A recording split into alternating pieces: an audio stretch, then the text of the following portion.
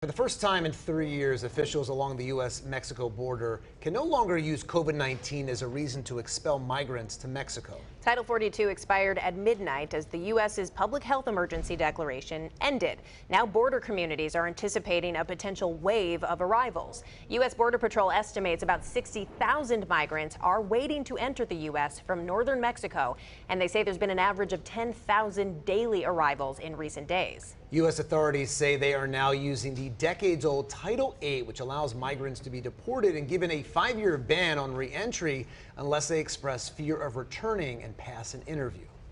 We've been very, very clear that there are lawful, safe, and orderly pathways to seek relief in the United States, and if one arrives at our southern border, one is going to face tougher consequences, and that is what we are going to deliver. And minutes after Title 42 expired, the ACLU filed a lawsuit to challenge the Biden plan, saying it puts asylum seekers at risk. Joining us now to discuss this immigration crisis are Democratic strategist Alexis Wiley and Republican strategist Jason Cabel Roe. Thank you so much for both being here tonight. We appreciate it. Let's start with you, Jason. How do you see this playing out here? I mean, we've heard there's tens of thousands of people trying to get into the country. How does this play out? Well, this is something that the Biden administration has known was going to happen for 2 years. They were, but Joe Biden campaigned on getting rid of Title 42. And so this is something that they should have anticipated. And just like the withdrawal from Afghanistan, it seems that they kind of put ideology ahead of practicality and thinking about how these things are going to happen rather than just do the virtue signal and make these political statements. I think going into the next election, the images right now are pretty dramatic. And when you see now mainstream media, if you turn on the morning shows, for instance, on any of the networks, they can't even mask what's happening there and are showing pretty, I think, dramatic images of what's going on at the border. And as you mentioned, 10,000 a day are being apprehended. That doesn't account for the ones that are getting through the porous borders. And in our facilities along the border, we have a record 28,000 people in those facilities right now. So I think it's a huge political problem. I think that Secretary Mayorkas has demonstrated on a regular basis that he's not up to this task, and it's still a long way from an election, and things could settle down. But if the election were to happen right now, I think Democrats would suffer for how they've handled this southern border process. Alexis, as Jason alluded to, there has been a big tone shift over the past few years. We went from the Trump presidency, in which there was a certain kind of rhetoric, to a very different tone when President Biden was campaigning. How do you think he balances the urge to lean into that humanitarian side, that part of his nature, with not encouraging waves and waves of people to arrive? Well, I think really what you're seeing right now is him responding in a way that it appears to be kind of smart policy about really being tough on the wave of people that are coming in and making sure that we balance being tough and protecting our border with also allowing asylum in the country to make sure that people who really need help can get in. But Title 42 is going to expire in the first place. What we really need is immigration reform, and we need it to be bipartisan. So I think the president is really working through this. We all know it's a crisis, but I think as he's weathered every crisis we've faced since he became president, I think that this will be another one that he'll help us get through. Jason, what do you think the solution here is when we talk about all the migrants and everything going on at the border right now? Do you see a solution? Is there an easy way out here by any means? Well, there's not. I mean, Alexis is right. We need to have immigration reform. But the reality is we don't enforce the laws that are on the books as they exist. I mean, the reality is, for whatever anybody thinks about America's immigration policies, we are the most generous country in the world. There's about 200 nations on this planet. No one has the generous immigration policies that the United States does. But, Joe Biden, when he ran, talked about in debates, we need to welcome people in.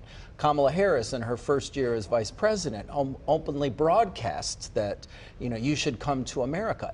Right now, it seems the administration is more interested in trying to figure out how to get these people into the country than keeping them out. And I think what we need to do as a nation is send a very strong signal that illegal immigration will not be tolerated. And it's not just the influx of people into communities that are unprepared to absorb them. I mean, just look at New York City.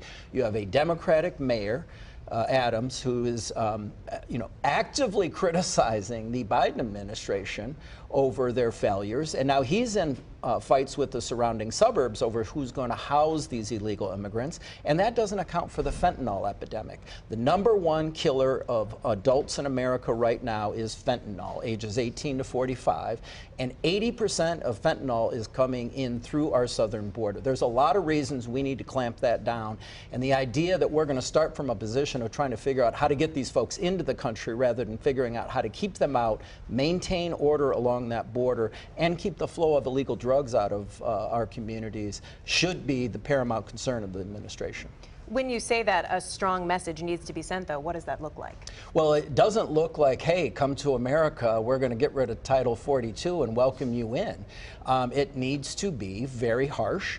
The reality is Republicans in Congress this week passed a new border security bill that would finish the wall that President Trump initiated, and it would hire 22,000 new and train 22,000 new Border Patrol agents. Democrats didn't vote for that in the House, and it will probably die in the Senate. So at what point do our policymakers in Washington get serious about protecting our borders? That hasn't happened. So, Alexis, is a wall the solution? Absolutely not. I mean, I think that the answer has nothing to do with the wall. It has to do with real immigration reform and real bipartisanship, everyone coming together to come up with policy that makes sense. To blame the president for Title 42 expiring is not fair because it was connected to the COVID orders. So now that those have expired, Title 42 is no longer a tool in their toolbox. Thus, he and the whole administration have to figure out how to do this in a very smart way.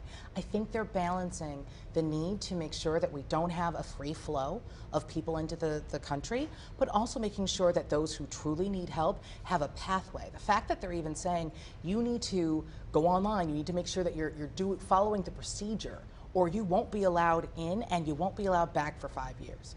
That kind of policy to me is very smart. But I agree, I think all of us see this as a crisis. We can't just have a free flow of people in, but we've got to have smart policy that also balances human rights. Well, thank you so much for both being here tonight. Good insight here on this interesting situation, obviously, going on at the border. Our political panel, Democratic strategist Alexis Wiley and Republican strategist Jason Cabel Roe, thank you so much for being here. They will stick around. They'll be back to talk about the 2024 race for the White House and what it means for Michigan.